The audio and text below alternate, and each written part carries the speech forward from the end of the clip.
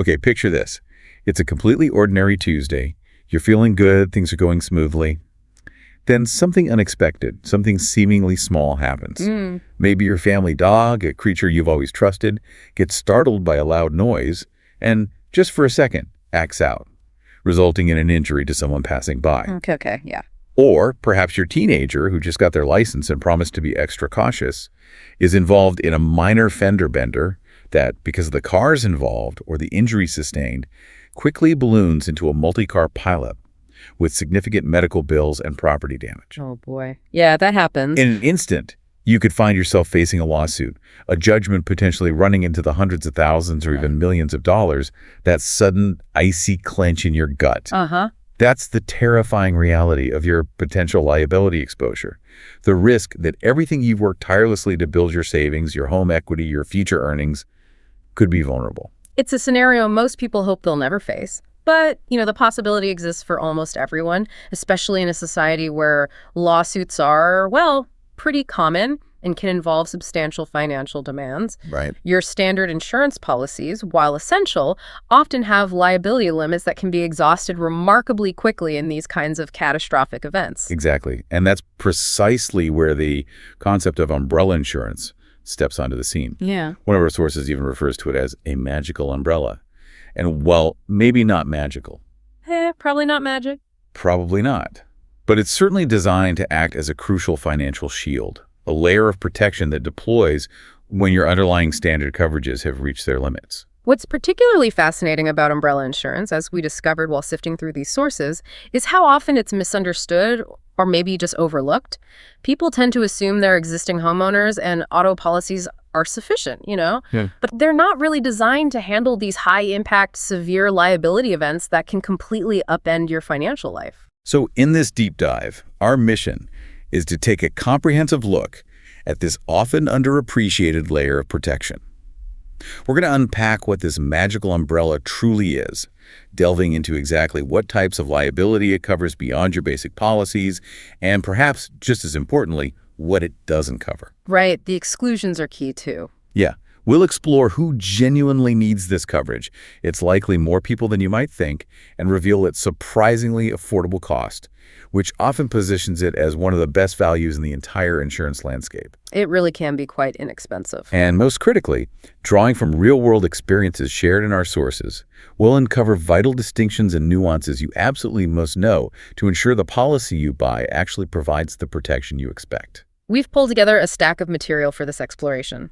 Guides from financial heavyweights like Investopedia and Forbes, practical advice from experts like Ramsey Solutions, insights specifically for property owners from Stessa, overviews from insurance groups like Leave It Group. Lots of good stuff there. And perhaps most revealingly, a deep dive into real-world experiences and questions shared in online communities like Reddit. Our goal is for you to leave this conversation with a clear understanding, empowered to assess your own vulnerability and make informed decisions about protecting your financial future. Let's begin our deep dive. So, right at the top, let's get a clear definition. At its most fundamental level, what is umbrella insurance? Fundamentally, it's an additional layer of liability insurance. It's designed to sit above the liability limits of your existing standard insurance policies, specifically your homeowner's insurance, your auto insurance, and if applicable, policies for recreational vehicles like boats or APVs. Okay, so it's not a replacement for those policies, but something extra, like a top-up. Precisely. Think of your standard policies having a certain ceiling for liability payouts. If an accident or incident occurs and the damages and associated legal costs exceed that ceiling, meaning they cost more than your underlying policy's liability limit, the umbrella policy is designed to activate and cover the remaining costs up to its own limit. Got it. So your auto or homeowner's policy is the first line of defense and the umbrella is the second. Exactly. That's the operational mechanism. The underlying policy responds first, paying out up to its maximum liability amount.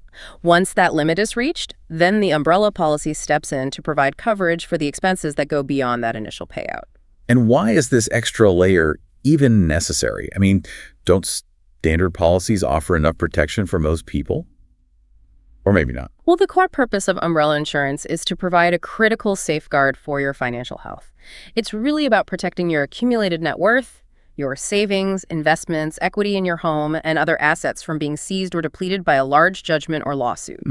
It can even protect your future earnings potential, as some judgments can lead to wage garnishment. In today's legal environment, lawsuit amounts can be staggering, often far exceeding the typical, say, $300,000 or $500,000 liability limits found in standard auto or homeowners policies. Right, those limits can seem high until something really bad happens. Exactly. Without that additional layer, a single expensive lawsuit could potentially wipe out everything you've worked years, even decades to build. As one source vividly puts it, umbrella insurance protects your money from rainy day lawsuits, those unexpected, high-cost legal storms. Rainy day lawsuits, it's a very clear way to visualize it. Yeah. It's not just about the small drips, it's about the downpour, the hurricane. Right. What kind of incidents are we talking about that could actually lead to these kinds of massive expenses? We're discussing scenarios that result in significant liability claims or lawsuits where you are found legally responsible for causing harm or damage to others. This harm could be physical injury, significant property damage, or even less tangible things like reputational damage. Reputational damage, wow. Yeah, and the sources are clear.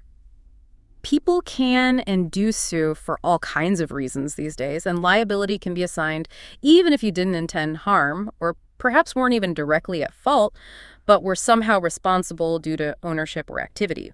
It's about protecting you from the financial impact of devastating judgments that exceed those basic policy limits. Okay, let's make this concrete with some examples drawn directly from the sources. Yeah. How does this actually play out when something goes wrong? Okay, the process is key, remember. The underlying policy pays first, up to its liability limit, and then the umbrella coverage activates for the amount exceeding that. All right, let's revisit that car accident scenario you mentioned earlier. That sounds like a common but potentially devastating one. Certainly. Imagine you're involved in a serious car accident where you're found to be at fault. Perhaps you failed to stop at a light or were distracted, look down at your phone for just a second. Happens all the time. The other vehicle is severely damaged, say a high-end luxury car requiring extensive repairs or even replacement. More significantly, the occupants of the other car sustained serious injuries requiring prolonged hospitalization, surgery, and physical therapy. Okay. And let's say one of them is a highly paid professional who is unable to work for many months, resulting in a significant lost income. One source walks through a hypothetical like this. The property damage for the car might be $84,000. Just for the car? Right. Medical bills could run to $310,000. And the claims for lost wages plus pain and suffering could total $900,000. Wow. Adding that up, you're looking at a total potential liability of $1.3 million. Wow. $1.3 million from one accident. That's a huge number. It adds up terrifyingly fast when you factor in medical costs and long-term impacts like lost earning potential. Now, let's say your auto insurance policy has a maximum liability limit of $500,000 for bodily injury and property damage combined. That's a pretty decent limit for auto insurance. Yeah, higher than many people probably carry. True. So your auto policy would pay out its full $500,000 limit towards that $1.3 million total. But that still leaves you personally liable for the remaining $800,000. $800,000 out of pocket. That's the kind of debt that could financially cripple a family for decades. Potentially bankruptcy. Exactly. This is where an umbrella policy comes in. If you had, for instance, a $1 million umbrella policy, it would cover that remaining $800,000 liability after your auto policy paid out its $500,000. It prevents you from having to drain your savings, sell assets, or face potential wage garnishment to satisfy that judgment. Okay, so it's not just car accidents. What about something happening at home, like the dog bite? Yeah, the dog bite scenario is a classic example used in the sources. Suppose you have a dog, even a well-behaved one. One day, through unforeseen circumstances, maybe the gate was left ajar, or someone provoked the dog, it bites a visitor, or someone passing by. Okay. The injury requires stitches, maybe plastic surgery, and the injured person claims long-term nerve damage, scarring, or psychological trauma. They decide to sue you, seeking $1 million in damages. $1 million for a dog bite? Seems high, but... It does, but these things happen. Even if you believe the claim is excessive, a court might award them a substantial amount, say $750,000. Now, your homeowner's insurance policy includes personal liability coverage, but its limit might be, say, $300,000. A pretty typical homeowner's limit. Right. So your homeowner's policy would pay that $300,000, leaving you responsible for the remaining $450,000 judgment. The umbrella policy would cover that $450,000 difference. I think a lot of people might not realize their homeowner's policy even has a liability limit for things like that. We tend to think of it covering the house itself, like fire or storm damage. It's a vital component of the policy personal liability coverage for incidents that occur on your property or are caused by you or your family members off premises. But those limits are often, well, frequently insufficient for the kind of large judgments we're discussing. Let's go to the most tragic scenario mentioned in the sources, the pool incident. That one really hits home. This is a devastating example, but it starkly illustrates the need for this coverage. If you own a swimming pool, it unfortunately carries a significant liability risk, even if you have safety measures like fences and alarms in place. One source mentions a scenario where a neighbor's young child gains unsupervised access to your yard and drowns in your pool. The grief and loss for the family are, of course, immeasurable. In addition, they would almost certainly pursue a lawsuit for wrongful death, potentially seeking a judgment of $3.3 million or more. Oh my God. $3.3 million. Again, a staggering number. Yeah. Your homeowner's policy's liability limit might be $500,000, maybe even a bit higher. After that pays out, the umbrella policy would cover the remaining $2.8 million, protecting your financial stability in the face of unimaginable tragedy. These examples truly underscore how quickly potential liability can exceed standard policy limits. It's quite sobering. And you mentioned another crucial detail that's often overlooked: legal fees. Legal fees. Yes, this is a really important point. Even if you are ultimately found not liable in a lawsuit, the cost of defending yourself in court can be exorbitant, easily tens or even hundreds of thousands of dollars. Just to prove you didn't do anything wrong. Exactly. Many umbrella policies cover these legal defense costs in addition to any settlement or judgment payout up to the policy limit. One source specifically noted that defense costs were paid in addition to the liability payout amount in a specific policy they reviewed, which is a critical benefit. Not all policies work this way. Sometimes defense costs erode the limit, so that's something to check. That's a huge peace of mind factor right there, knowing that simply defending yourself against a claim, even if you're innocent, won't bankrupt you. Absolutely. Legal battles are expensive, and the umbrella can shield you from that financial drain as well. Okay, so it kicks in when your standard policies run out, covers these large liability claims, including, often, legal defense costs. Let's get more specific about the breadth of coverage. What exactly does a personal umbrella policy typically cover, beyond the bodily injury and property damage we've already discussed? The scope can be quite broad, aiming to catch various types of significant liability exposure. Let's break down the key areas the sources highlighted. We start with bodily injury liability, which we've seen with the car and dog bite examples. This is coverage for physical harm, sickness, or disease caused to another person for which you are legally responsible. Think of someone injured on your property in an accident you caused, or by your pet. Right. One source uses the example of a kid breaking their foot on your trampoline that would fall under bodily injury liability on your homeowners, and the umbrella would extend that coverage. Got it. Physical harm to others. Basic stuff. Next is property damage liability. This covers situations where you are legally responsible for causing damage to someone else's physical property. This includes the car damage in an accident scenario, or maybe you accidentally hit a neighbor's house with a baseball or damage their fence. Okay. We also have legal fees and defense costs, which we just discussed.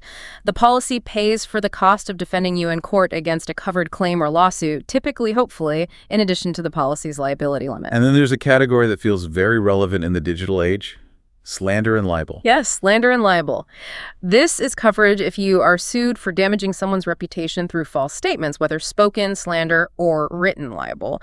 Sources specifically mentioned potential liability from things like negative online reviews, social media posts, or even comments made in a public forum. Wow, an online review could lead to a lawsuit covered by umbrella insurance. Potentially, yes.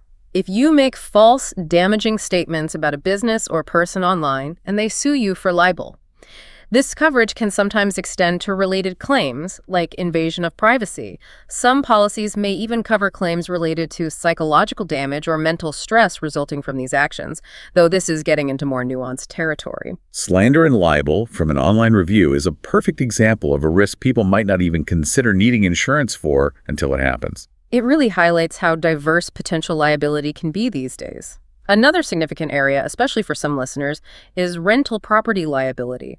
If you own rental property, umbrella insurance can extend the liability coverage from your specific landlord insurance policy. So it protects you from lawsuits related to incidents on your rental property, like a tenant getting hurt. Exactly. Things like a tenant or a visitor being injured due to an alleged property defect or negligence. It provides that extra layer over the landlord policy. That seems absolutely crucial for real estate investors. Definitely. The sources also mention other potential coverages that can sometimes be included, depending on the specific policy form.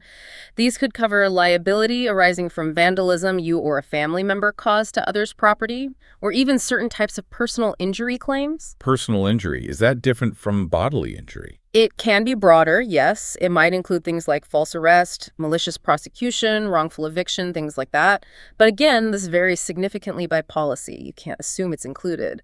Some landlord policies also mention potential coverage for harassment claims or even workers' compensation issues if you employ someone like a housekeeper or caretaker directly. Okay, so it's intended to be a wide safety net for a variety of high-cost liability scenarios. That's the intent, to provide that broad layer of protection against large judgments that can arise from diverse circumstances, not just car crashes or incidents on your primary property. But as we'll discuss, how wide that net actually is depends a lot on the specific policy. Right. Okay, given the breadth of coverage and the potential risks, who actually needs this type of insurance? Is it just for those who are already wealthy? Or does it make sense for more people? Well, while it's unequivocally essential for individuals with significant assets to protect, the need isn't confined solely to the very wealthy. One source offers a pretty straightforward benchmark. If your net worth exceeds $500,000, they consider umbrella insurance a must-have. $500,000 net worth. Yeah, and they use that strong analogy of storing all your money in your house and then deciding not to bother locking the door to emphasize the risk you're taking without it if you have assets above that level. So the primary driver is protecting accumulated wealth. That makes sense. Exactly. Anyone who has built up substantial financial assets beyond what's typically shielded from judgments, like certain types of retirement accounts, are often protected, but not all assets is a prime candidate.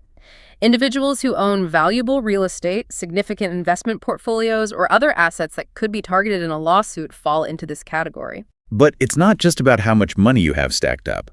Your lifestyle and activities play a big role too, right? There are risk factors involved. Absolutely. This is a key point.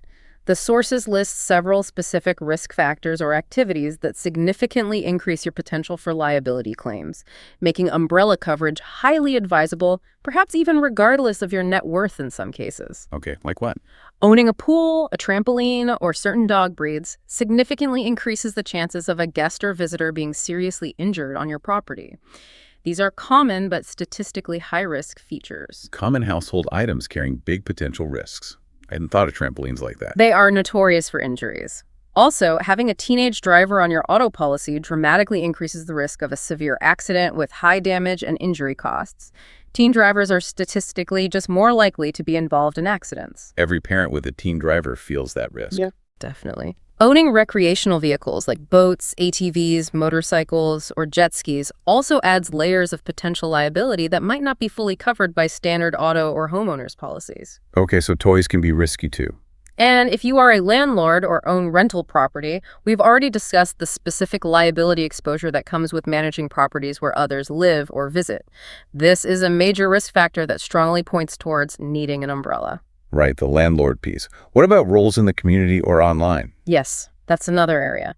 Serving on a volunteer board for a nonprofit organization or maybe homeowners association can expose you to potential lawsuits related to your duties or decisions as a board member. Directors and officers' liability might cover some things, but an umbrella adds a personal layer. Didn't consider that. Similarly, being a youth sports coach or official carries liability if a player or spectator is injured under your supervision. And, as we noted earlier with slander and libel, having a public profile or significant online presence can increase your vulnerability to claims about damaging someone's reputation. So being visible increases risk. It can. Even activities like regularly posting reviews online, as we mentioned, or participating in certain sports where you could easily injure others, like hunting, skiing, or surfing, are mentioned as potential risk factors by the sources because the chance of causing accidental harm is higher. So it's this blend of having assets to protect and engaging in activities or owning things that inherently increase the likelihood of a liability claim. Makes sense. Precisely. Ah. However, it's also worth noting that several sources and user anecdotes mention getting umbrella coverage simply for the peace of mind it provides, even if they don't check every box on the high asset or high risk list. Yeah, I could see that. Just knowing you have that $1 million or more of extra protection against the unforeseen can be well worth the relatively low cost for some people. That definitely resonates. It feels like buying a robust safety net, just in case. Right. Let's talk about that cost. We've heard it's surprisingly affordable. How much are we typically looking at for this significant layer of protection? Because it sounds like it should be expensive. This is often the most compelling part for potential buyers, honestly. Despite covering potential multi-million-dollar scenarios, umbrella insurance is widely described in the sources as very inexpensive, or even one of the best buys you can find in the insurance market today. That really goes against the intuition that more coverage equals vastly higher costs.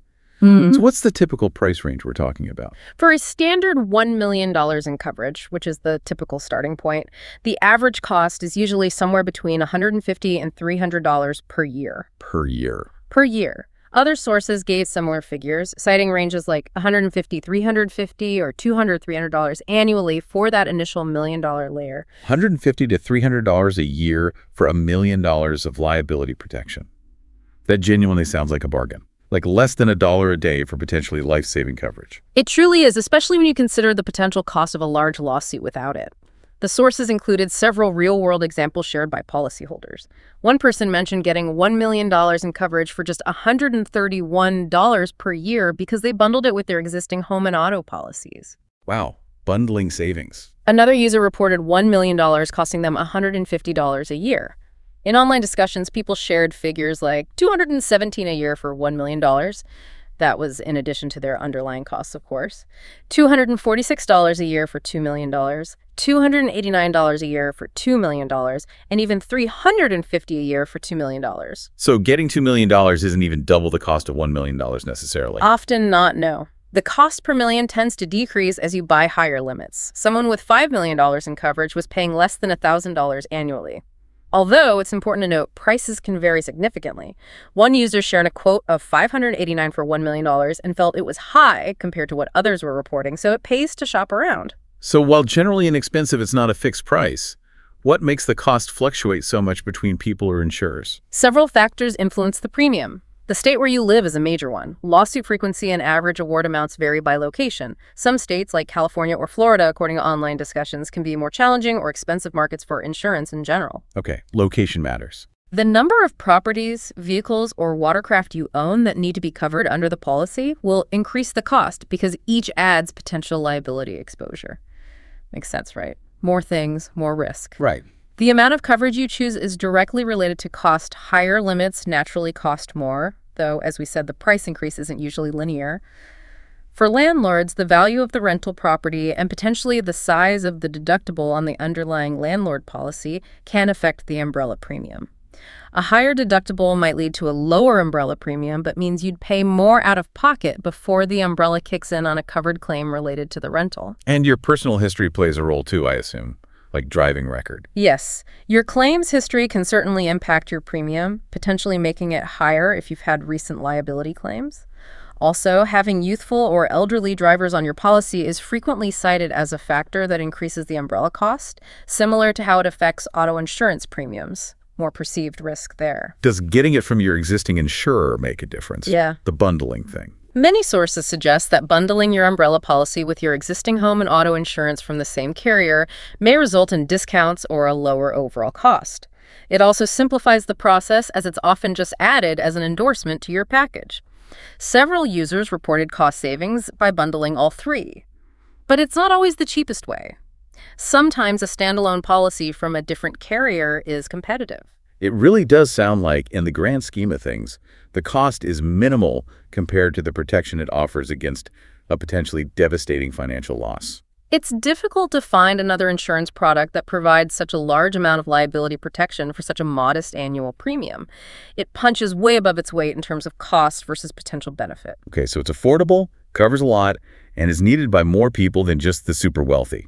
How much coverage should someone actually aim for? You mentioned policies start at $1 million, but how do you know if that's enough or if you need more? The most common rule of thumb cited across the sources is that your total liability coverage, meaning your underlying policy limits plus your umbrella coverage, should be enough to cover your entire net worth. Your entire net worth. Okay. The fundamental purpose is to protect all your assets from being seized in a lawsuit. So you need enough coverage to make sure there's nothing left exposed, ideally. So you'd calculate your net worth by adding up the value of your assets, house equity, savings, investments, valuable possessions, and subtracting your debts. Exactly. Your bank accounts, non-retirement investment portfolios, equity in your home and other real estate, maybe valuable art or collectibles.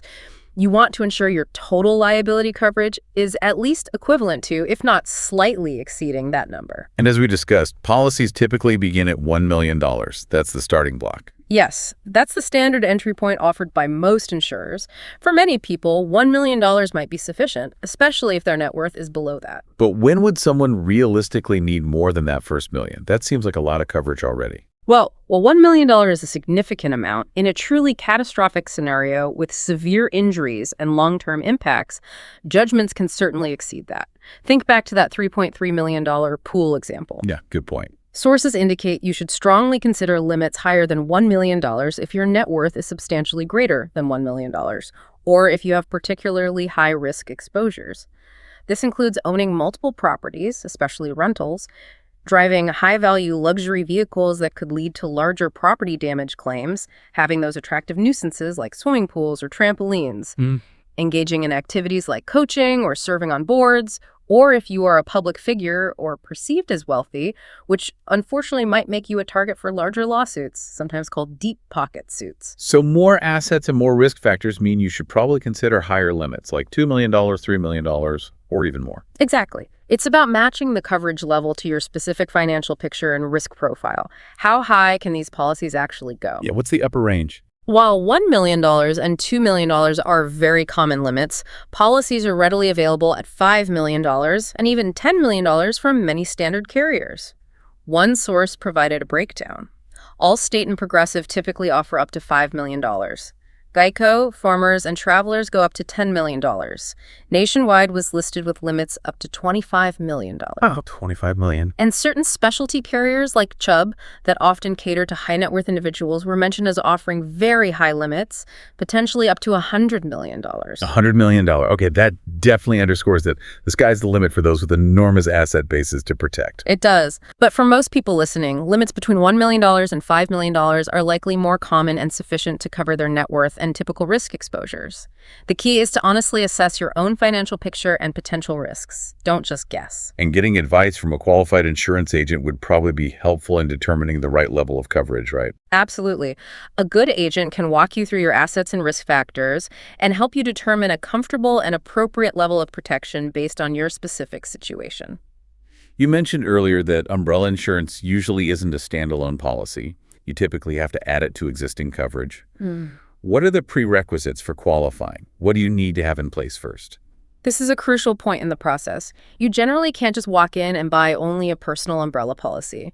Insurers require you to have certain levels of underlying liability coverage already in place on your standard homeowners and auto insurance policies before they will issue an umbrella policy on top. Okay, so it's built on top of those base coverages. Why do they require those minimums? Why not just let the umbrella cover everything from $1?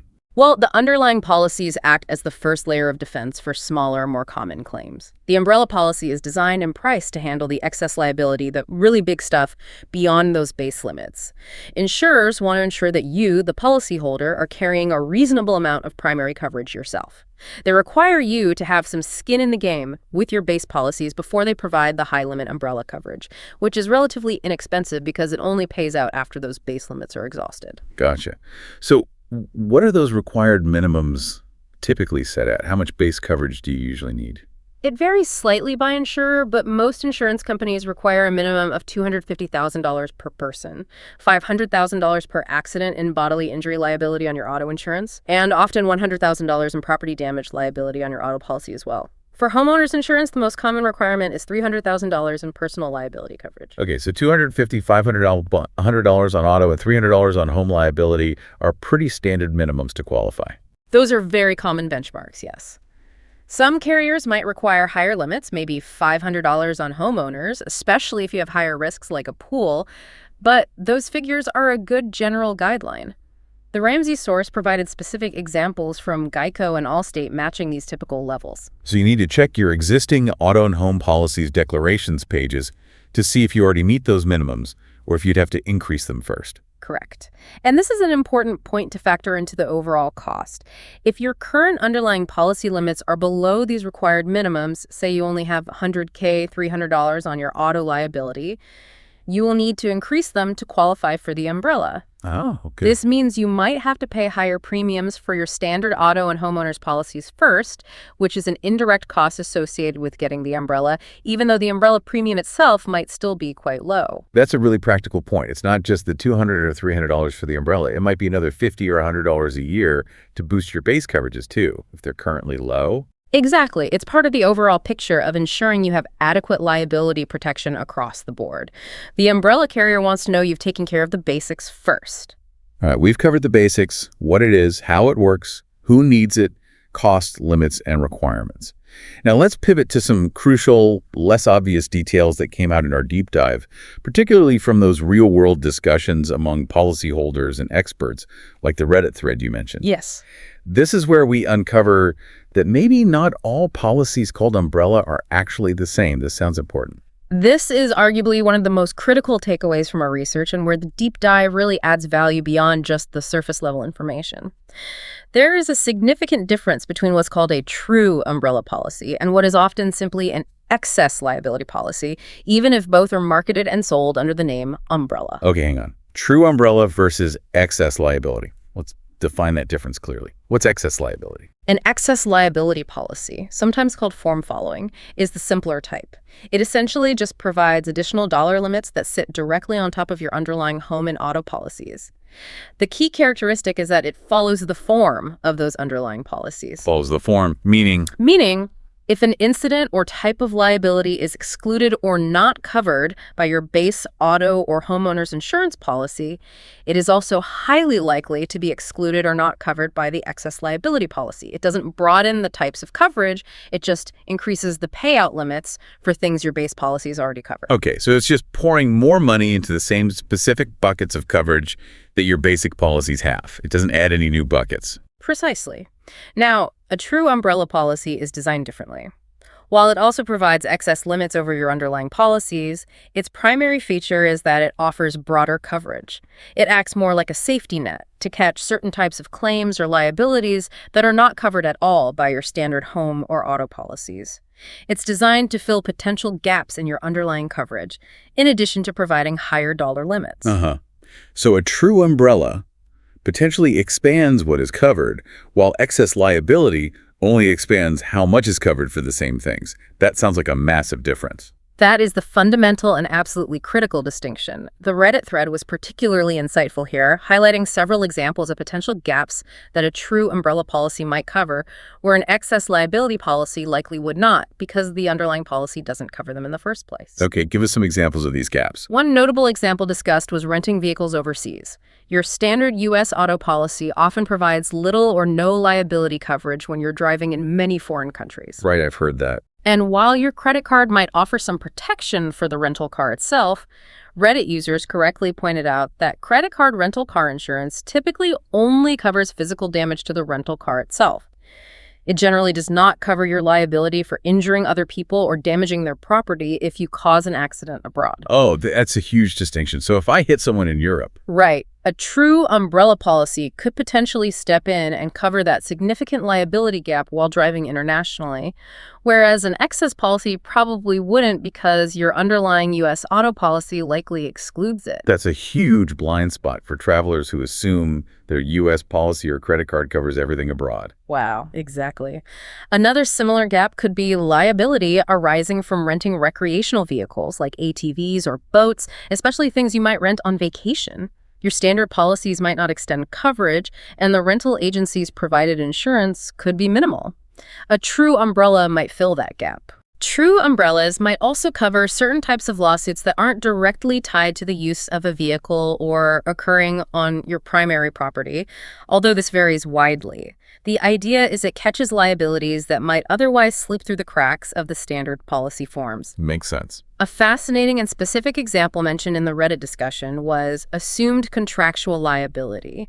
This refers to situations where you might take on liability because you signed a contract or waiver. Like signing a waiver at a ski resort or something. Exactly. Or maybe at a recreational facility like a mini golf course or a trampoline park. If you sign their waiver and then something happens leading to a lawsuit, a true umbrella might provide coverage related to the liability you potentially assumed in that contract, where an underlying homeowner's policy likely wouldn't cover contractual liability. This is really eye-opening. So you could think you're buying comprehensive protection with something labeled umbrella insurance, but depending on the specific policy structure, true umbrella versus excess, you might still have major exposures. That is precisely the issue, and it was a strong theme of frustration and shared learning in the online community discussions. The problem is, many large, well-known insurance carriers do sell policies that they call umbrella, but which function primarily, or perhaps even solely, as excess liability policies. They don't offer that broader gap-filling coverage. So how in the world can you know which one you're getting? How do you tell the difference if they're both called umbrella? This is the single most important action item we can stress from this part of the deep dive. You must obtain and thoroughly read the actual full policy document before you purchase the policy. Not the brochure, not the website summary. Absolutely not. You cannot rely on the policy name, marketing materials, website summaries, or even just a brief explanation from your agent, though a good agent should explain this. The frustration shared by users trying to get access to the full policy wording up front highlights how difficult insurers can sometimes make this, but it is absolutely essential. That seems incredibly opaque if they make it hard to see the actual contract. It can be. But reading the complete policy wording, paying particularly close attention to the sections labeled exclusions, conditions, and definitions, is the only reliable way to understand the actual scope of coverage. This is where you'll find out if it's a true umbrella policy designed to cover gaps. It might have fewer exclusions or broader definitions of covered injury damage, or just excess limits following the underlying forms. This is where the specific details about what's excluded, the geographic territory of coverage, and other limitations are spelled out. The name on the policy is just not enough. So the takeaway is crystal clear. Get the document, read the fine print, especially exclusions, conditions, and definitions. No shortcuts. Exactly. That document is the binding contract, and its detailed language is what determines your protection, not the catchy name or the marketing bullet points. Building on that theme of needing to read the policy details, another nuance that came up in the Reddit discussion relates to the geographic coverage. You mentioned overseas driving, but there was also a point about where lawsuits can be filed. Policies might say worldwide, but does that truly mean lawsuits anywhere in the world are covered? This is another subtle but important detail that can vary significantly between policies, and is only clear if you dig into the policy wording. Even if a policy states it covers an occurrence or incident that happens anywhere in the world. Which sounds great. Right, it sounds like total global coverage, but you need to examine the policy's definition of policy territory or coverage territory and, crucially, any conditions related to where a lawsuit must be filed for the policy to respond. So the incident can happen anywhere, but where the lawsuit is brought matters. Precisely, in many policies. Some policies, citing examples from the Reddit thread, like those reportedly from RLI or Geico, might state that they cover an occurrence anywhere globally, but their obligation to defend you or pay a claim only applies if the lawsuit is brought within the United States, its territories and possessions, or Canada. Okay, so if something happens while I'm on vacation in Italy, maybe I accidentally injure someone and they sue me over it after I return home to the U.S., that type of policy would cover the lawsuit filed in the U.S. Yes. In that specific scenario, assuming the claim itself is otherwise covered by the policy type, i.e. it's a liability covered by the umbrella form and not excluded, the suit is brought within the defined territory. Okay. However, other policies, like a Cincinnati policy discussed in the Reddit thread, might define the coverage territory more broadly, perhaps simply as anywhere. This wording suggests they would cover lawsuits brought in other countries as well, offering a wider scope of protection regarding the legal venue. Is the risk of being sued in a foreign country a common one? Or is this more of an edge case? The probability of facing a lawsuit outside the US or Canada is generally lower than facing one domestically, and the legal complexities can be significant. However, for individuals who travel extensively, own property abroad, or engage in activities with potential liability in other jurisdictions, maybe international business dealings, this gap could be a real concern. It falls into that category of low probability, high severity risks that insurance is designed for. And once again, the only way to understand your policy's specific geographic limitations for lawsuits is to dive into that document and read the definitions of policy territory or coverage territory and any related conditions about where suits must be brought. Absolutely. Marketing terms like worldwide coverage need to be verified by the actual policy language regarding the venue for lawsuits. Don't just assume. We've explored what it does cover, including some surprising areas like libel and potentially filling gaps. Now let's look at the flip side. What important things does umbrella insurance typically not cover? What are the key exclusions? Understanding the exclusions is just as crucial as understanding the coverage. Umbrella policies have specific areas they are definitely not designed to provide protection for. Okay. The most fundamental exclusion is that umbrella insurance is for liability damages you cause to others. It does not cover your own personal injuries or medical bills. That's what your health insurance is for. Or potentially your auto policy's medical payments or personal injury protection, PIP coverage. Right. Doesn't pay your hospital bills if you get hurt. Correct. Similarly, it does not cover damage to your own personal property. If your house burns down, your homeowner's policy covers that. If your car gets wrecked in an accident you caused, your auto collision coverage handles that. The umbrella policy's purpose is to cover the financial impact of harm you cause to others, not the harm that happens to you or your own stuff. That's a really clear and important distinction. It's not extra health insurance or property insurance for yourself. Right. Exactly. It also generally does not cover your own business losses or liability arising from business activities, unless the policy is specifically designed as a commercial umbrella or you've added specific endorsements to cover certain business-related risks. Like the rental property example we discussed. Right. Liability related to a specifically listed rental property might be covered if structured properly. But if you operate a side hustle, a home-based business, or any other commercial venture, your personal umbrella policy will almost certainly exclude claims related to that business unless you've arranged for appropriate commercial liability coverage separately. The sources emphasize the need to list all relevant properties, vehicles, and watercraft, especially if used for rental or business purposes, to even have a chance of coverage. So if your Etsy shop or consulting gig accidentally causes harm or damage, your personal umbrella likely won't protect you. You need business insurance for that. Almost certainly yes. You must verify this with your agent and review the policy exclusions carefully. Any activity deemed a business pursuit by the policy definition is likely excluded unless specifically covered by an endorsement, which might cost extra. Okay.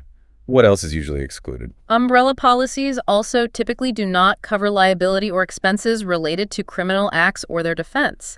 They are designed for civil liability claims lawsuits between parties seeking monetary damages.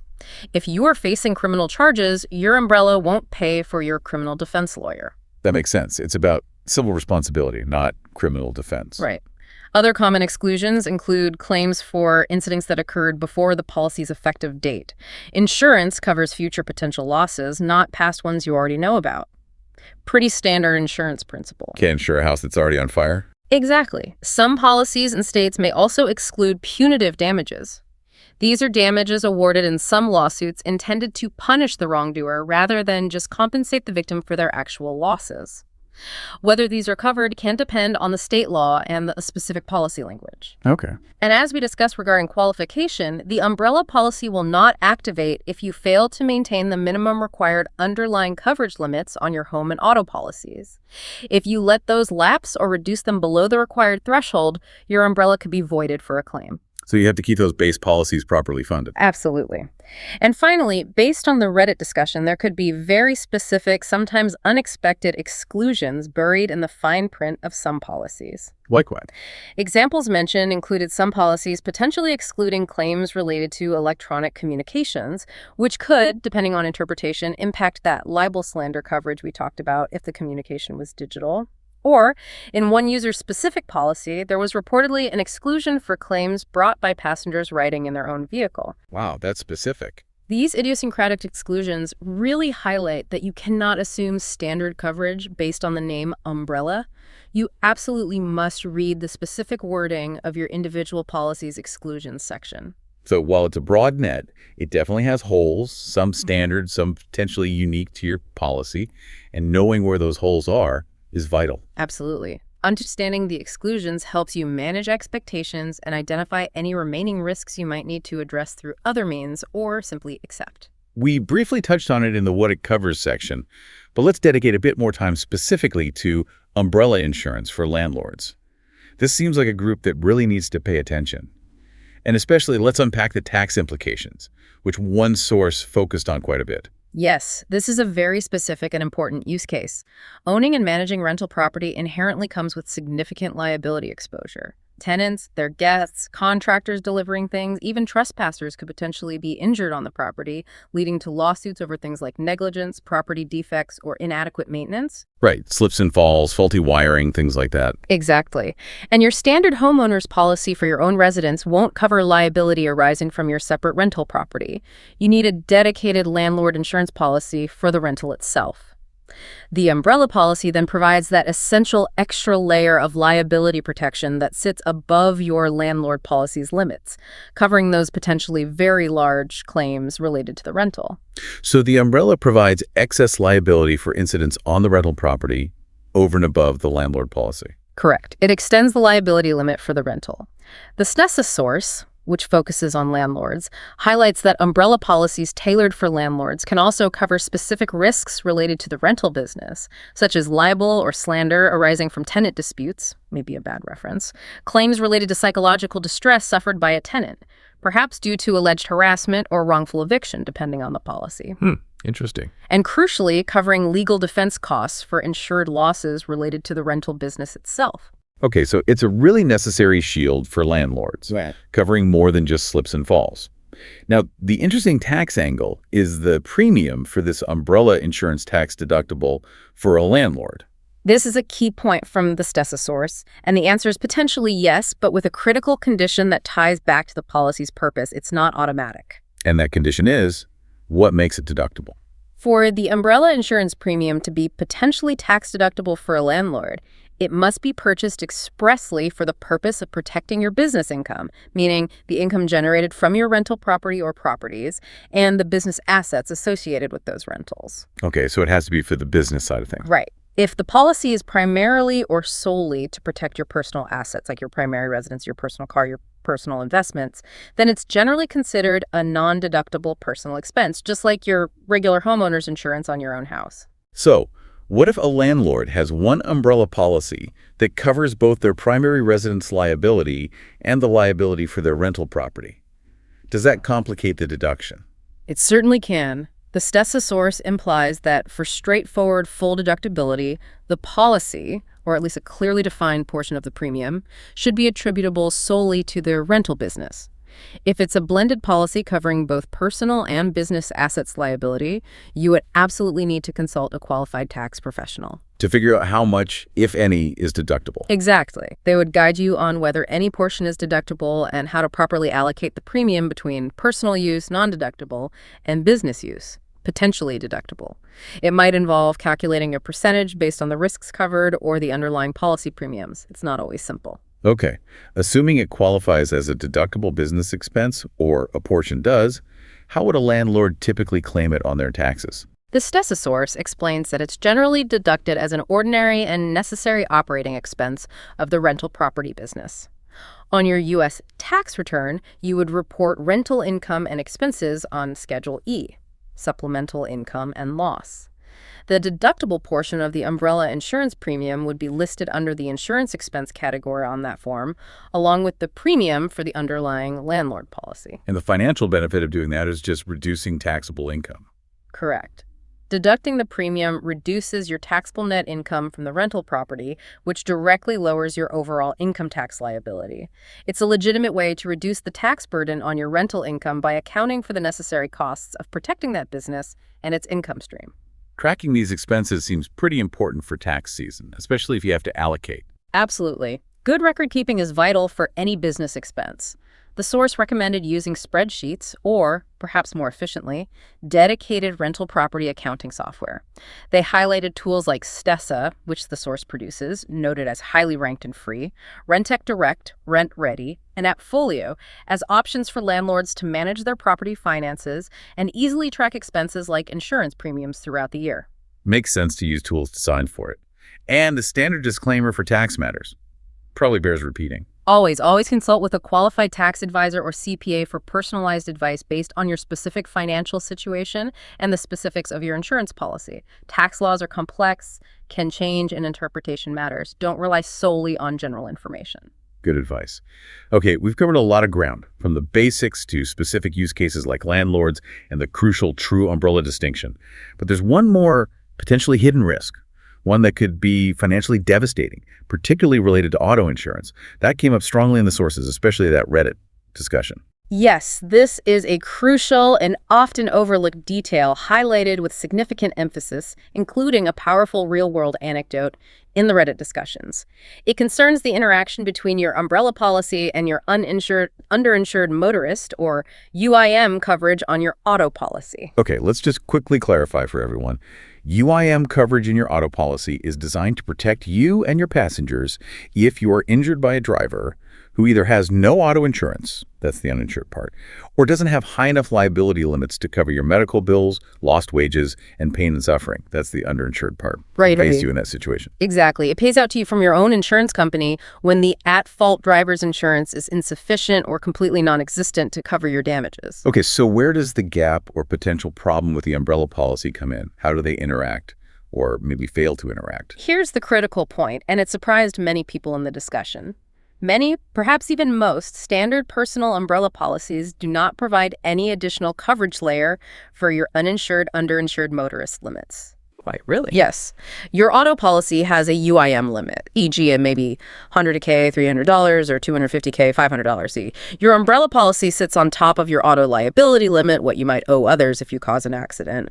But it typically doesn't automatically increase the amount you can collect under your UIM coverage if someone hits you. So if I'm in a severe accident caused by an underinsured driver, someone with minimum limits, for example, and my medical bills, lost wages, and pain and suffering add up to, say, $700,000, but my auto policy's UIM limit is only $250,000, my $1 million umbrella might not help me cover that remaining $450,000 of my own costs. That is precisely the potential gap.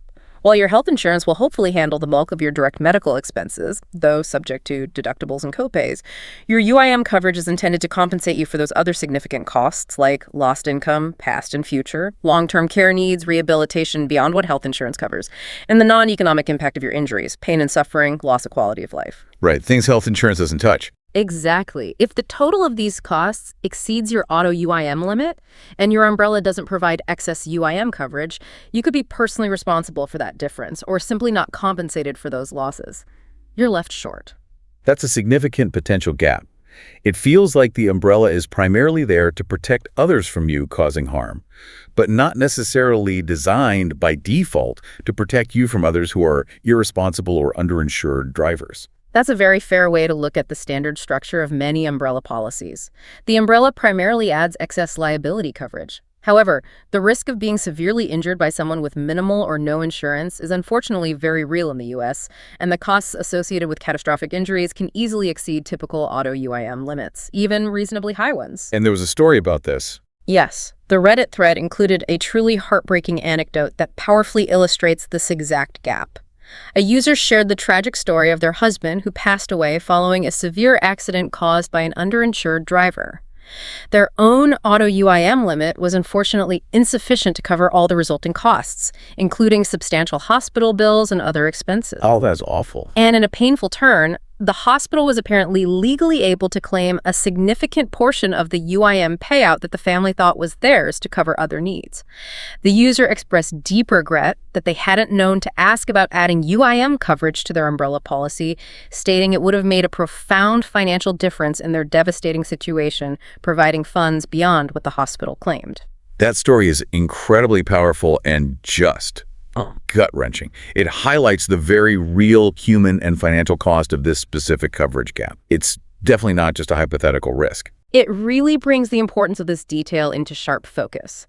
It underscores that while a standard umbrella provides crucial liability protection against claims against you, it doesn't automatically safeguard you from the potentially catastrophic financial consequences of being harmed by someone else who lacks adequate insurance. So the critical action item stemming from this is what? How do you address this potential UIM gap? You have to specifically inquire about adding excess UIM coverage to your umbrella policy. When you are discussing or reviewing umbrella options with an agent or company, you must specifically ask, does this umbrella policy provide additional coverage amounts for my underinsured motorist coverage? Can I add excess UIM coverage as an endorsement? It's an add-on, not standard. Generally, yes. Some carriers do offer this as an optional add-on or endorsement, sometimes called excess UAM coverage or a similar name, but it is typically not automatically included in the base umbrella policy. Asking this specific question is the only way to know if you have this protection or if it's even available from that insurer. It might cost a bit extra, but as the story illustrates, it could be incredibly valuable. This is another one of those crucial, nuanced details that could be easily missed if you don't know to ask, but could have immense consequences down the road. It's a perfect example of why doing this kind of deep dive into the policy details, asking specific questions, is so important, rather than just making assumptions based on the general concept of more coverage. More liability coverage doesn't automatically mean more UIM coverage for yourself. Okay, we've covered the landscape of U.S. umbrella insurance from multiple angles now, including some really vital nuances and potential pitfalls, like the true umbrella distinction and this UIM gap. For a listener who feels this is something they need to explore further, or maybe review their existing policy, what are the practical steps for buying coverage, and what should they prioritize when comparing options? The most common starting point is to connect with an insurance agent or broker. You have a couple of main options there. You can work with a captive agent that's someone who represents a single insurance company, like your local State Farm or Allstate agent. Right. Or you can work with an independent insurance broker or agent. They aren't tied to one company and can shop your coverage needs among multiple different insurance carriers to find different options and compare quotes for you. Which might give you more choices. Potentially, yes. If you are primarily interested in coverage for rental properties, you might also look into online brokers who specialize specifically in landlord insurance, as suggested by the Stesasaurus. They might have access to niche products. And the Reddit discussion also mentioned that some carriers like Markel, RLI, PURE, and Chubb are known for potentially offering standalone umbrella policies or policies in states that can be challenging markets, like California, which an independent broker might represent. Working with a professional seems particularly valuable given all the complexities we've just discussed. They should know about these nuances, right? Ideally, yes. A good, knowledgeable agent or broker can help you analyze your assets, income, and lifestyle to determine your potential risk exposure and recommend an appropriate umbrella limit, $1, $2, $5, etc.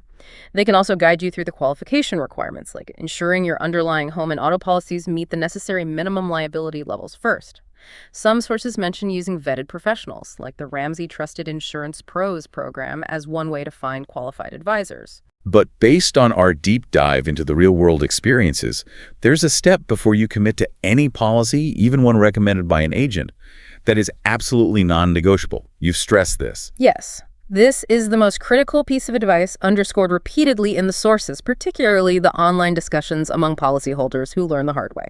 You must request and thoroughly read the actual full policy document before you purchase the policy. The whole thing, not just the summary page. The entire policy form, including all endorsements. Do not accept a summary, a brochure, a marketing slick, or even just a verbal explanation as sufficient proof of coverage details. The frustration expressed by users about how difficult it sometimes is to obtain the full policy wording up front highlights how important and sometimes challenging this step is. But it is the only way to truly understand what you are buying. Insist on seeing the specimen policy or the actual policy you will receive. Why is reading that full policy document so absolutely paramount? Why isn't the agent's word or the summary enough? Because, as we extensively discussed, the name umbrella can be deceptive. The full policy document is the only place that will explicitly state whether the policy is a broad, true umbrella designed to fill gaps, or simply an excess liability policy that just adds higher dollar limits to existing coverages. Okay. It's where you will find the precise legal language for all exclusions, what's not covered, conditions, the rules you must follow for coverage to apply, and definitions, how key terms like bodily injury, property damage, business pursuit, or policy territory are specifically defined by that contract. Got it. These sections determine exactly what is and isn't covered, under what specific circumstances, and with what limitations. This is where you find the definitive details about the geographic territory for lawsuits, coverage for rental vehicles, especially internationally, whether it addresses assumed contractual liability, and crucially, whether it explicitly adds coverage to your uninsured, underinsured motorist limits or excludes it. So the sections to really scrutinize are definitely exclusions, conditions, and definitions. That's where the truth lies. Precisely. That's where the devil is often hiding in the details, or maybe the angel, depending on what you find. And when comparing quotes or options from different carriers, what's the priority? Do not make your decision based solely on the price. While comparing quotes is important because prices can vary significantly for similar face value limits, you must compare the quality and breadth of coverage offered by the actual policy wording. But so look beyond the premium dollar amount. Absolutely. Use the distinctions we've highlighted as your checklist when comparing policies. Is it a true umbrella offering broader coverage or just excess liability? What are the specifics of the geographic territory where lawsuits can be brought? Does it cover rental or borrowed vehicles adequately, especially globally if you travel? Does it address assumed contractual liability? And the vital question, does it offer or exclude additional underinsured motorist coverage? Right. A cheaper policy might be cheaper because it has significant coverage gaps you aren't aware of until it's too late. The slightly more expensive policy might offer vastly superior protection. It sounds like finding the right policy with the comprehensive coverage you actually need is far more important than finding the absolute cheapest premium available. Exactly. The entire purpose of this coverage is to protect you from financial ruin in a high-cost, worst-case scenario. A policy with significant gaps might fail you precisely when you need it most, making the cheaper premium a very poor bargain in retrospect. Also, just be aware that not everyone will qualify for an umbrella policy from every carrier, or maybe even at all. Factors like an extensive recent claims history, specific high-risk state residency like coastal Florida sometimes, or drivers on your policy with particularly poor records could make you ineligible with certain insurers or lead to very high quotes. So the action plan is pretty clear. Consult with a knowledgeable agent or broker, but don't stop there. Insist on getting the full policy document before buying.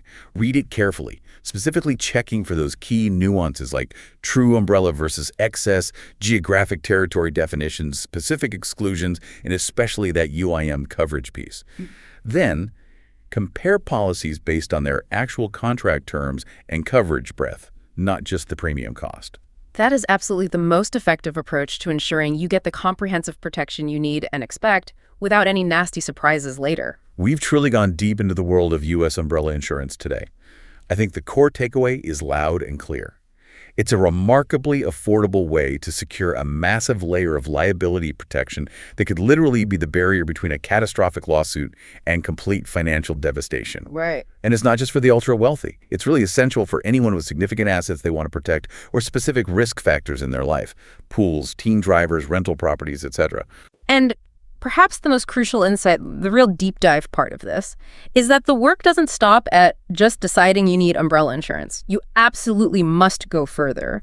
Understand what specific type of policy you are actually buying. Get that full policy document, read it meticulously. Yes, it might be boring, but it's critical, and ask pointed, specific questions about the nuances that matter, like the difference between a true umbrella and excess liability, the precise geographic territory limitations for lawsuits, and definitely whether it adds coverage to your underinsured motorist limits. This conversation really shifts the focus, doesn't it? It goes from a simple yes or no, do I need it, to a much more critical, okay, if I get it or if I already have it, do I truly understand its actual terms, conditions, and limitations? And is it really covering the potential storms I might face? It encourages the kind of informed vigilance and personal responsibility that is necessary when dealing with insurance policies. These are complex contracts, and they are your ultimate financial safety net in worst-case scenarios. You need to understand what that net is made of. Which leaves us with this final, perhaps slightly unsettling but vital thought for you, the listener, to consider. Given the surprising variations between policies, even when they carry the same umbrella name, the relatively low cost of obtaining this potentially crucial coverage, and the sheer unpredictability of how and when significant lawsuits can arise from seemingly ordinary events, Are you absolutely certain that the umbrella you currently have, or the one you might be considering buying, is truly built to shield you from all the potential downpours? Or might it leave you unexpectedly exposed to a drenching when the storm hits?